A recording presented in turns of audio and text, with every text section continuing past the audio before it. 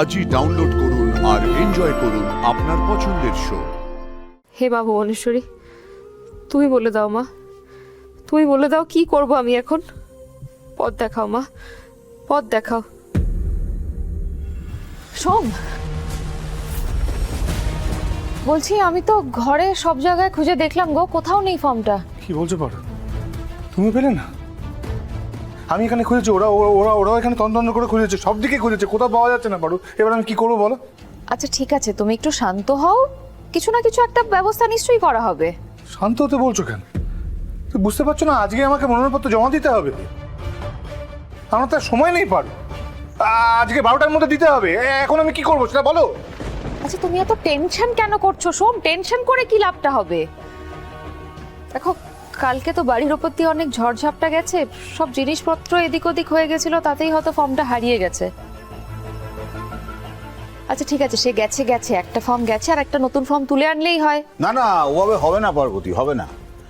আমি যতদূর জানি মনোনয়ন হারিয়ে গেলে বা নষ্ট হলে নতুন করে আর মনোনয়ন দেওয়া হয় না। আসলে এটা ধরে নেওয়া হয় যে মা ভুবনেশ্বরী চাইছেন না ওই ব্যক্তি ভোটে দাঁড়াক। কিন্তু আমাকে যে ভোটটা লড়তেই হবে বাবা, যেভাবে হোক করতে হবে, লড়তে হবে আমাকে। আজকের মধ্যে মনোনয়নপত্র জমা দিতে হবে বাবা। না না, তুই দেখ, মা ভুবনেশ্বরীও তো চাইছেন না যে তুই ট্রাস্টির ভোটে দাঁড়া। তুমি কি বলছো বলো তো? তখন থেকে বলছো আমাকে এই বছর ভোটটা লড়তে হবে, যেভাবে হোক লড়তে হবে, আমার দরকার। এই তুই এত উতলা হচ্ছিস কেন বলতো?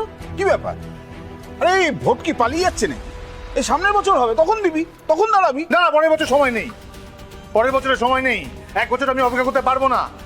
আমাকে যা করতে হবে এই বছরই করতে হবে, আজকেই করতে হবে। আজকে আমার মনোনয়নপত্র জমা দিতে হবে, আমাকে ভোটে লড়তে হবে। আচ্ছা, আর তুমি তো সব জানো। কেন বলছি, কি জন্য বলছি তুমি সব জানো, তাহলে তুমি একটু বলো না। তুমি তো জানো, বলো না। সোম, বেশ ঠিক আছে। সোম কোথায় যাচ্ছ তুমি? কোথায় যাচ্ছে মানে? কোথায় যাচ্ছে মানে কি? মন্দির কমিটির কাছে যাচ্ছি, গিয়ে বলবো যে বাড়িতে এরকম একটা ঘটনা ঘটেছে, কালকে এরকম হুলস্থুল হয়েছে, আপনারা সেটা সবাই জানেন, কোনো কারণে হয়তো মনোনয়নপত্র হারিয়ে গেছে, দয়া করে আমাকে একটা নতুন মনোনয়নপত্র দিন। যদি একান্ত না দেয় তাহলে আমি হাত জোড় করবো, হাতে পায়ে ধরবো, বলবো আমাকে মনোনয়নপত্র দিতেই হবে, আমাকে এই ভোটটা লড়তে হবে। পারো, তুমি খুব ভালো করে জানো। যাচ্ছিস যা, কোনো লাভ হবে না। সোম কথাটা শোনো সোম। সোম আমার হারপাঁচরা রত্না, আমি কোনো কারণে ওর মন ভেঙে দিতে চাই না, কিন্তু আমার স্থির বিশ্বাস মা ভুবনেশ্বরী চাইছেন না ও ভোটে দাঁড়াক। এসব তুমি কি বলছো বলো তো বাবা? আমি ঠিক কথাই বলছি।